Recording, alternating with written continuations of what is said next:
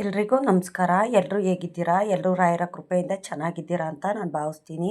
ರಾಯರು ನಿಮ್ಮೆಲ್ರಿಗೂ ಸುಖ, ಶಾಂತಿ, ನೆಮ್ಮದಿ, ಆಯುಸ್ಸು, ಆರೋಗ್ಯ, ಭಾಗ್ಯ ಕೊಟ್ಟು ಕಾಪಾಡಿ ಅಂತ ನಾನು ಕೇಳ್ಕೊತೀನಿ. ನಮ್ಮ ಜೀವನದಲ್ಲಿ ತುಂಬಾ ಕಷ್ಟ ಅಂದರೆ ಕಷ್ಟ ಇತ್ತು. ರಾಯರು ಪೂಜೆ ಮಾಡಿ ಅಂತ ಯಾರೋ ಹೇಳಿದ್ರು, ಇಲ್ಲ ರಾಯರು ಸೂಚನೆನೇ ನಮಗಾಯಿತು. ರಾಯರು ಮಂತ್ರಾಕ್ಷತೆ, ರಾಯರು ಫೋಟೋ ಹೇಗೋ ನಮ್ಮ ಮನೆಗೆ ಬಂದು ಸೇರ್ಕೊತು. ಆದರೆ ರಾಯರನ್ನ ಪೂಜೆ ನಾನು ಮಾಡ್ತಾಯಿದ್ದೀನಿ. ನನ್ನ ಮನೆ ಕಷ್ಟ ದೂರ ಆಗ್ತಿದೆ. ಏಕೆ ಅಂತಂದರೆ ರಾಯರೇ ನನ್ನ ಮನೆಗೆ ಬಂದಿದ್ದಾರೆ. ನನ್ನ ಕಷ್ಟ ಎಲ್ಲ ದೂರ ಆಯಿತು ಅಂತ ನಾನು ಅಂದ್ಕೊಳ್ಳೋಷ್ಟರಲ್ಲಿ ಕಷ್ಟಗಳು ಅನ್ನೋದು ಜಾಸ್ತಿನೇ ಬರ್ತಿದೆ. ರಾಯರು ಇದ್ದ ಮನೆಯಲ್ಲಿ ಕಷ್ಟ ಆಗಲಿ ನಷ್ಟ ಆಗಲಿ ಜೀವನದಲ್ಲಿ ಯಾವುದೇ ಒಂದು ತೊಂದರೆ ಆಗಲಿ ಬರೋದಿಲ್ಲ ಅಂತ ಹೇಳ್ತಾರೆ. ಆದರೆ ನನ್ನ ಜೀವನದಲ್ಲಿ ರಾಯರು ಬಂದ ಮೇಲೆ ತುಂಬ ಕಷ್ಟ ಬರ್ತಿದೆ. ಮುಂಚೆ ರಾಯರು ಬರೋದಕ್ಕೆ ಮುಂಚೆನೂ ಅಷ್ಟೇ ಕಷ್ಟ ಜಾಸ್ತಿ ಇತ್ತು. ರಾಯರು ಬಂದಿದ್ದಾರೆ, ನನ್ನ ಕಷ್ಟ ದೂರ ಮಾಡ್ತಾರೆ ಅಂತ ಅಂದ್ಕೊಂಡ್ರೆ ಇನ್ನೂ ನನ್ನ ಕಷ್ಟ ಹಾಗೇ ಇದೆ. ತುಂಬ ಕಷ್ಟಪಡ್ತಾಯಿದ್ದೀನಿ, ತುಂಬ ಸಮಸ್ಯೆಯಲ್ಲಿದ್ದೀನಿ. ನನ್ನ ಕಷ್ಟ ಯಾರ ಕೈಲೂ ಹೇಳ್ಕೊಳಕ್ಕಾಗೋದಿಲ್ಲ. ತಂದೆ ಮುಂದೆ ಕೂತ್ಕೊಂಡು ನನ್ನ ಕಷ್ಟ ಎಲ್ಲ ಹೇಳ್ಕೊತೀನಿ. ಆದರೂ ಸಹ ರಾಯರು ನನ್ನ ಕಷ್ಟನ ಕೇಳ್ತಾ ಇಲ್ಲ. ನಾವೆಷ್ಟೇ ಬೇಡಿದ್ರು, ಎಷ್ಟೇ ಪೂಜೆ ಮಾಡಿದ್ರು ನನ್ನ ಕಷ್ಟ ಮಾತ್ರ ಹಾಗೇ ಇದೆ. ಸ್ವಲ್ಪನೂ ನನ್ನ ಕಷ್ಟ ದೂರ ಆಗ್ತಿಲ್ಲ ಅಂತ ಸುಮಾರು ಜನ ಹೇಳ್ತಾರೆ. ರಾಯರು ನಂಬಿದ್ದಂಥ ಪ್ರತಿಯೊಬ್ಬ ಮನುಷ್ಯನಿಗೂ ಕಷ್ಟ ಅನ್ನೋದು ಕೊಟ್ಟಿರ್ತಾರೆ. ರಾಯರು ಬಂದಿದ್ದ ನಂತರ ನಮ್ಮ ಕಷ್ಟ ಎಲ್ಲ ದೂರ ಆಗೋವಂಥದ್ದು. ಆದರೆ ಇನ್ನು ಕೆಲವರಿಗೆ ರಾಯರು ಪೂಜೆ ಮಾಡ್ತಾಯಿದ್ದೀನಿ, ರಾಯರಿಗೆ ಅಷ್ಟು ಭಕ್ತಿಯಿಂದ ಸೇವೆ ಮಾಡ್ತಾಯಿದ್ದೀನಿ, ನಾನು ಏಕಾದಶಿ ದಿವಸ ನಿರ್ಜಲ ಉಪವಾಸ ಮಾಡ್ತಾಯಿದ್ದೀನಿ, ಸುಮಾರು ವರ್ಷಗಳಿಂದ ರಾಯರು ಪೂಜೆ ಮಾಡ್ತಾಯಿದ್ದೀನಿ, ರಾಯರು ನನಗೇನು ಒಳ್ಳೇದು ಮಾಡ್ತಿಲ್ಲ. ಸುಮಾರು ಜನ ಹೇಳ್ತಾರೆ ರಾಯರು ಒಳ್ಳೇದು ಮಾಡ್ತಿದ್ದಾರೆ, ರಾಯರು ಪವಾಡ ಮಾಡ್ತಿದ್ದಾರೆ. ಆದರೆ ನನ್ನ ಜೀವನದಲ್ಲಿ ಮಾತ್ರ ಯಾವುದೇ ಒಂದು ಪವಾಡ ಆಗಲಿ ಒಂದು ಒಳ್ಳೇದಾಗಲಿ ನನಗೆ ಮಾಡ್ತಾಯಿಲ್ಲ. ಏನಂತ ನಾನು ಮಾಡಿದ್ದೀನಿ ಅಂತ ಸುಮಾರು ಜನ ಹೇಳ್ತಾರೆ. ಇನ್ನು ಕೆಲವರು ಹೇಳೋದಾಯಿತು ಅಂತಂದರೆ, ನಾನು ಹಿಂದಿನಿಂದ ರಾಯರು ಪೂಜೆ ಮಾಡ್ತಿರಲಿಲ್ಲ. ಇತ್ತೀಚೆಗೆ ನಾನು ರಾಯರು ಪೂಜೆ ಮಾಡೋದಕ್ಕೆ ಸ್ಟಾರ್ಟ್ ಮಾಡಿಕೊಂಡೆ. ಆದರೆ ರಾಯರು ಪೂಜೆ ಮಾಡಿದ ನಂತರ ನನ್ನ ಮನೆಯಲ್ಲಿ ಏನೋ ಒಂಥರ ಪಾಸಿಟಿವ್ ಎನರ್ಜಿ ಬರ್ತಿದೆ, ಏನೋ ಒಳ್ಳೆಯದಾಗ್ತಿದೆ. ನಾನು ಏನೇ ಒಂದು ಕೆಲಸ ಮಾಡೋದಕ್ಕೆ ಹೋದ್ರೂ ಅದರಲ್ಲೆಲ್ಲ ಸಕ್ಸಸ್ ಅನ್ನೋದು ಕೊಡ್ತಿದ್ದಾರೆ ರಾಯರು. ನಾನು ಅಂದ್ಕೊಂಡಿದ್ದಕ್ಕಿಂತ ಹೆಚ್ಚಾಗಿ ರಾಯರು ನನಗೆ ಕೊಡ್ತಿದ್ದಾರೆ ಅಂತ ಕೆಲವರು ಹೇಳ್ತಾರೆ. ಒಬ್ಬೊಬ್ಬರ ಜೀವನದಲ್ಲಿ ಒಂದೊಂದು ಥರ ಕಥೆ ಅನ್ನೋದಿರುತ್ತೆ. ಏಕೆ ಅಂತಂದರೆ ರಾಯರು ಇರೋವಂಥ ಮನೆಯಲ್ಲೇ ಒಬ್ಬೊಬ್ಬರ ಜೀವನದಲ್ಲಿ ಒಂದೊಂದು ಥರ ಕಥೆ ಅನ್ನೋದಿರುತ್ತೆ. ಕೆಲವ್ರಿಗೆ ಒಳ್ಳೇದಾಗ್ತಿರುತ್ತೆ, ಕೆಲವ್ರಿಗೆ ಒಳ್ಳೆಯದು ಆಗ್ತಿರಲ್ಲ. ಯಾಕೆ ಅಂತಂದರೆ ನಾವು ಮಾಡಿದ್ದು ಪಾಪ ಕರ್ಮ ಎಲ್ಲ ಕಳಿಬೇಕು. ಏಕೆ ಅಂತಂದರೆ ನಮಗೆ ಯಾವುದೋ ಒಂದು ಅಡ್ಡಿ ಆತಂಕ ಆಗ್ತಿದೆಯೋ, ಯಾವ ದೇವರು ಅಡ್ಡವಾಗಿ ನಿಂತಿದ್ದಾರೋ, ಇಲ್ಲ ಯಾರದೇ ಒಂದು ದೃಷ್ಟಿ ಇದ್ರೂ ಸಹ ನಮಗೆ ಒಳ್ಳೆಯದಾಗೋದಕ್ಕೆ ಸ್ವಲ್ಪ ಸಮಯ ಬೇಕಾಗುತ್ತೆ. ಆದರೆ ರಾಯರನ್ನ ನಂಬಿ ಪೂಜೆ ಮಾಡಿದಂಥ ಪ್ರತಿಯೊಬ್ಬರಿಗೂ ಅಷ್ಟೇ ಒಳ್ಳೇದು ಮಾಡೇ ಮಾಡ್ತಾರೆ.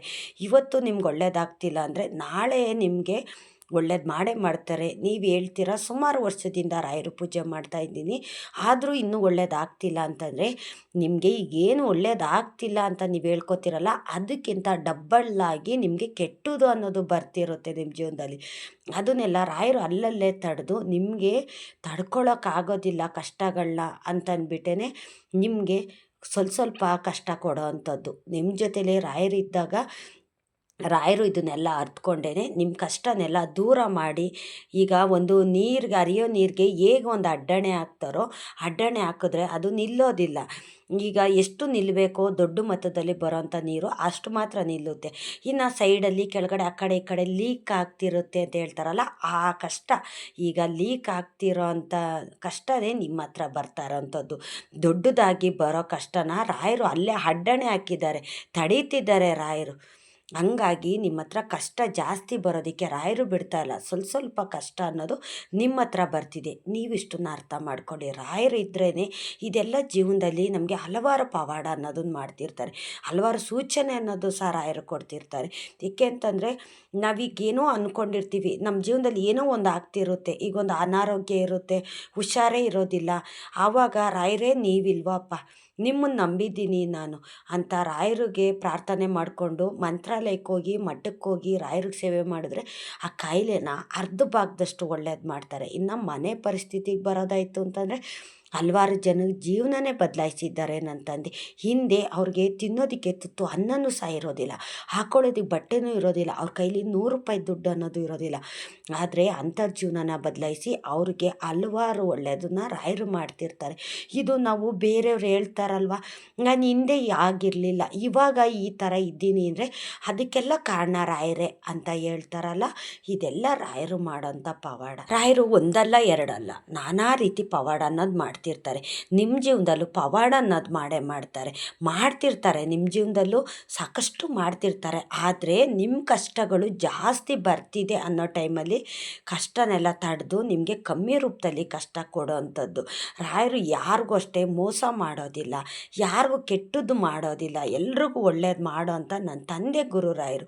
ನೀವು ತುಂಬ ವರ್ಷದಿಂದ ನಿರ್ಜಲ ನಾನು ಏಕಾದಶಿ ಉಪವಾಸ ಮಾಡ್ತಿದ್ದೀನಿ, ರಾಯರು ನಮ್ಗೆ ಒಳ್ಳೇದು ಮಾಡ್ತಿಲ್ಲ, ನನ್ನ ಜೀವನದಲ್ಲಿ ತುಂಬ ಅಂದರೆ ತುಂಬ ಕಷ್ಟಪಡ್ತಾ ಇದ್ದೀನಿ ಅಂತ. ಇಲ್ಲ, ನೀವು ಅಂದ್ಕೊಂಡಿರೋದಕ್ಕಿಂತ ಹೆಚ್ಚಾಗಿ ನಿಮ್ಮ ಜೀವನದಲ್ಲಿ ಕಷ್ಟ ಅನ್ನೋದು ಬರ್ತಿರುತ್ತೆ. ಆ ಕಷ್ಟನೆಲ್ಲ ರಾಯರು ಅಲ್ಲಲ್ಲೇ ತಡೆದು ನಿಮಗೆ ಕಮ್ಮಿ ರೂಪದಲ್ಲಿ ಕಷ್ಟ ಕೊಡೋ ಅಂಥದ್ದು. ನಾವಿಷ್ಟನ್ನ ಅರ್ಥ ಮಾಡ್ಕೋಬೇಕು. ಇನ್ನೂ ಏನೋ ಬರ್ತಿತ್ತೇನೋ ಕಷ್ಟ, ಇನ್ನೂ ದೊಡ್ಡದಾಗಿ ಏನೋ ಕಷ್ಟ ಬರ್ತಿತ್ತೇನೋ, ನಾವು ಇವಾಗ ಇಷ್ಟಾದರೂ ಪರವಾಗಿಲ್ಲ ಇದ್ದೀವಲ್ವ.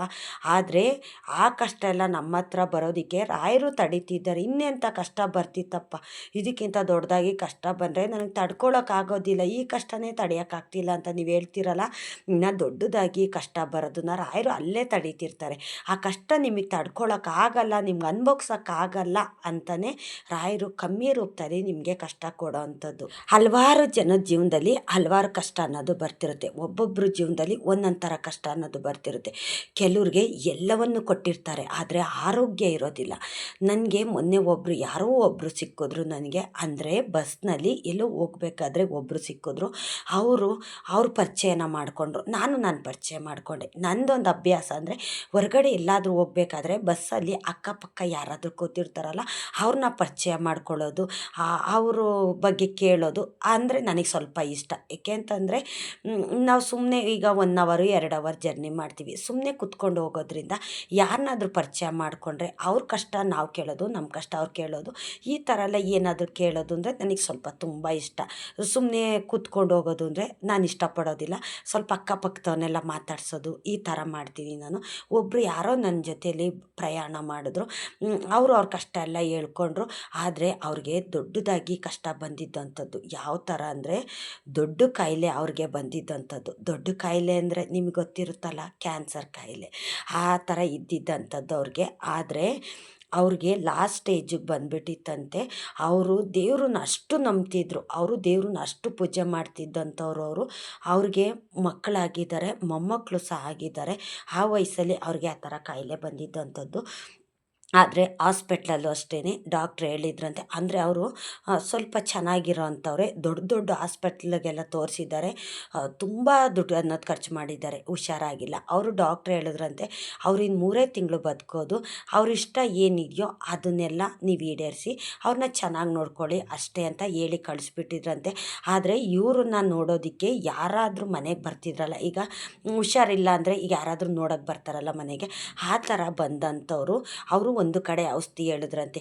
ಈ ಥರ ಕ್ಯಾನ್ಸರ್ಗೆ ಔಷಧಿ ಅನ್ನೋದು ಕೊಡ್ತಿದ್ದಾರೆ, ನಾಟಿ ಔಷಧಿ ಕೊಡ್ತಾರೆ, ನೀವು ಹೋಗಿ ಅಲ್ಲಿ ತೊಗೊಳ್ಳಿ ಹುಷಾರಾಗುತ್ತೆ ಅಂತ ಹೇಳಿದ್ರಂತೆ. ಆದರೆ ಇವರು ಎಂತೆಂಥ ದೊಡ್ಡ ಹಾಸ್ಪಿಟ್ಲಲ್ಲಿ ಲಕ್ಷ ಖರ್ಚು ಮಾಡಿದ್ದೀವಿ, ಅಲ್ಲೇ ಹುಷಾರಾಗಿಲ್ಲ, ಇನ್ನು ನಾಟಿ ಔಷಧಿನಲ್ಲಿ ಏನು ಹುಷಾರಾಗುತ್ತೆ ಅಂತ ಅವರು ಅಷ್ಟೇ ಕೈ ಚೆಲ್ಲಿ ಬಿಟ್ಬಿಟ್ಟಿದ್ರು. ಆದರೆ ಅವ್ರು ಹೇಳಿದ್ರಂತೆ, ನೋಡೋಣ ಪ್ರಯತ್ನ ಮಾಡಿ ಹುಷಾರಾದರೂ ಆಗ್ಬೋದು, ದೇವ್ರ ಮೇಲೆ ಭಾರ ಹಾಕಿ ಅಂತ ಅವರು ನಾಟಿ ವೈದ್ಯರ ಹತ್ರ ಕಳಿಸಿದ್ದಂಥದ್ದು. ಅವರು ಇದೊಂದು ನೋಡೇ ಬಿಡೋಣ ಅಂತಂದ್ಬಿಟ್ಟು ಅಲ್ಲಿಗೆ ಹೋದ್ರಂಥವ್ರು. ಹೋದರೆ ಅವರು ರಿಪೋರ್ಟ್ ಎಲ್ಲ, ಅಂದರೆ ಇವ್ರದ್ದು ರಿಪೋರ್ಟ್ ಏನಿತ್ತು ಅದನ್ನೆಲ್ಲ ತೊಗೊಂಡೋಗಿದ್ದಾರೆ. ಅದನ್ನೆಲ್ಲ ಅಲ್ಲಿ ಗುರೂಜಿ ನೋಡಿದ್ದಾರೆ.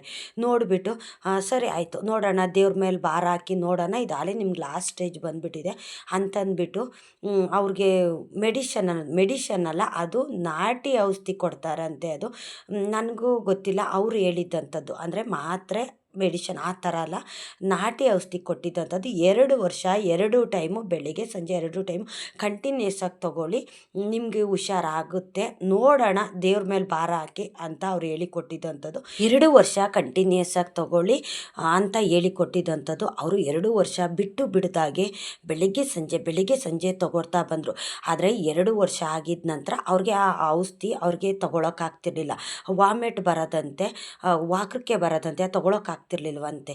ಆದರೆ ಯಾಕೆ ಈಗ ಆಗ್ತಿದೆ, 2 ವರ್ಷದಿಂದ ತೊಗೋತಾ ಇದ್ದೀನಿ ಅಂತ ಹೋಗಿ ಔಷಧಿ ತೊಗೊಂಡೋಗಿ ಅವರು ರಿಪೋರ್ಟು ಎಲ್ಲ ತೊಗೊಂಡೋಗಿ ಗುರೂಜಿ ಹತ್ರ ತೋರಿಸ್ದಾಗ, ನಿಮ್ಗೆ ಈ ಥರ ವಾಂತಿ ಬರ್ತಿದೆಯಾ, ವಾಕರಿಕೆ ಬರ್ತಿದೆಯಾ ಅಂತಂತ ಹೌದು ಅಂದಾಗ, ಸರಿ ನಿಮಗೆ ಹುಷಾರಾಗಿದೆ ಅಂತಂದ್ಬಿಟ್ಟು ನೀವೀಗ ಎಲ್ಲಿ ಹೋಗಿ ನೀವು ಸ್ಕ್ಯಾನಿಂಗು ಮತ್ತು ಈ ಥರ ಕ್ಯಾನ್ಸರ್ ಇದೆ ಅಂತ ಯಾವ ಹಾಸ್ಪಿಟ್ಲಲ್ಲಿ ಹೇಳಿದ್ರಲ್ಲ, ನೀವು ಅಲ್ಲಿಗೆ ಹೋಗಿ ನೀವು ಇನ್ನೊಂದು ಸರ್ತಿ ಟೆಸ್ಟ್ ಮಾಡಿಸಿ, ಸ್ಕ್ಯಾನಿಂಗು ಏನು ಎಕ್ಸ್ರಾ ಏನಿದೆಯೋ ಅದನ್ನೆಲ್ಲ ಮಾಡಿಸಿ ನೋಡೋಣ ಇವಾಗ ಏನು ರಿಪೋರ್ಟ್ ಬರುತ್ತೆ ಅಂತ ಅವ್ರು ಹೇಳಿ ಕಳಿಸಿದ್ರಂತೆ. ಆದರೆ ಅವರು ಅಲ್ಲಿಗೆ ಹೋಗಿ ತೋರಿಸ್ದಾಗ ಫುಲ್ಲು ಕಾಯಿಲೆನೇ ಕ್ಯೂರ್ ಆಗೋಗಿದೆ, ಒಂಚೂರು ಇಲ್ಲ. ಅವ್ರು ಹೇಳಿದ್ರಂತೆ ಇನ್ನೂ 25 ವರ್ಷ ನೀವು ಚೆನ್ನಾಗೇ ಬದುಕ್ತೀರಾ, 3 ತಿಂಗಳಷ್ಟೇ ನಿಮಗೆ ಟೈಮ್ ಇದ್ದಿದ್ದಂಥದ್ದು.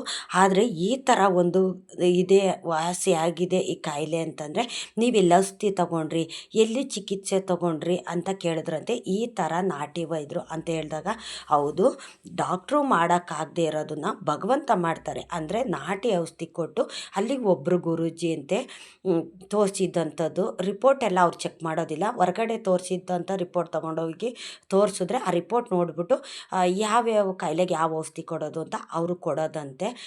ಆ ಥರ ನನಗೆ ಆ ಆಂಟಿ ಹೇಳಿದ್ರು, ನನಗೆ ಆ ವ್ಯಕ್ತಿ ಹೇಳಿದ್ರು, ನನಗೆ ಪಕ್ಕದಲ್ಲಿ ಕೂತ್ಕೊಂಡಿದ್ದಂಥವ್ರು. ನನಗೆ ತುಂಬ ಖುಷಿ ಆಯಿತು. ಈಗ ಅದನ್ನು ತೊಗೊಂಡು ಸುಮಾರು ವರ್ಷ ಆಯಿತು, ನಾನು ಚೆನ್ನಾಗೇ ಇದ್ದೀನಿ.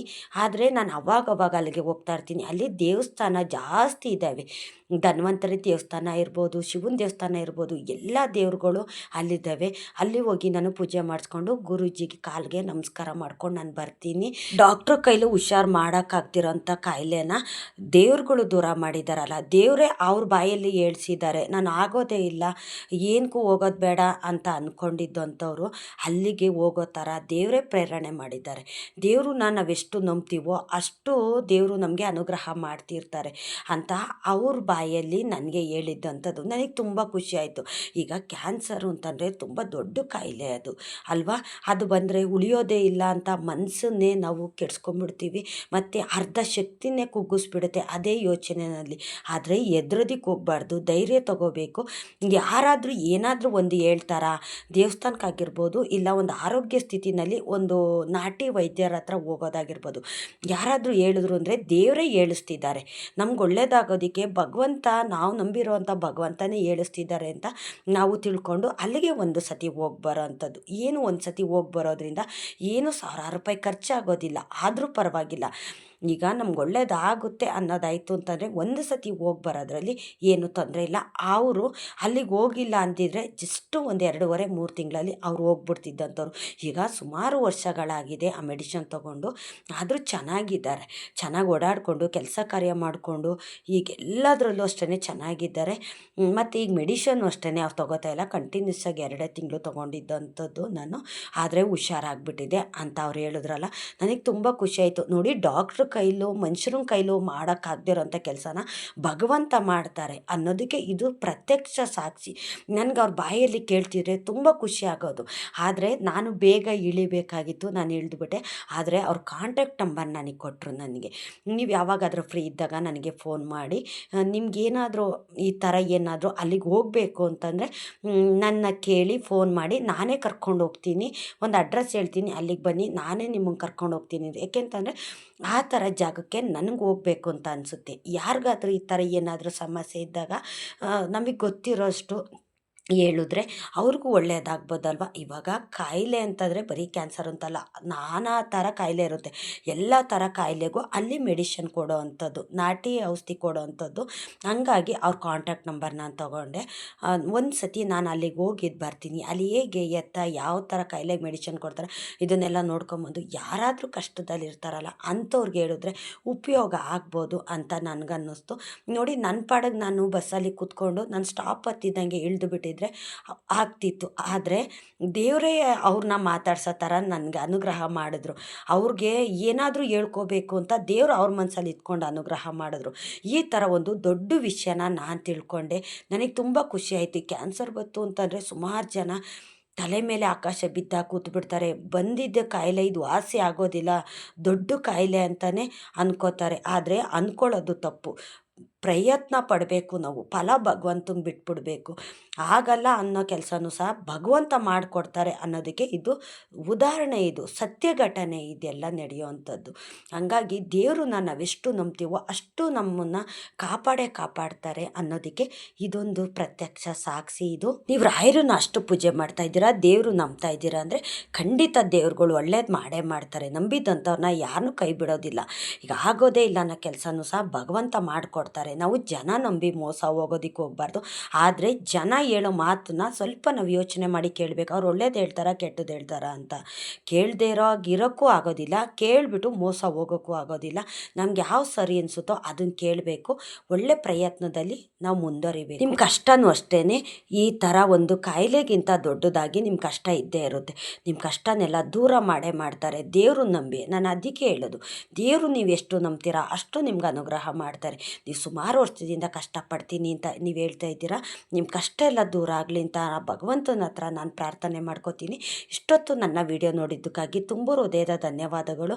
ರಾಯರು ನಿಮ್ಮೆಲ್ರಿಗೂ ಸುಖ, ಶಾಂತಿ, ನೆಮ್ಮದಿ, ಆಯುಸ್ಸು, ಆರೋಗ್ಯ, ಭಾಗ್ಯ ಕೊಟ್ಟು ಕಾಪಾಡಲಿ ಅಂತ ಕೇಳ್ಕೊತೀನಿ.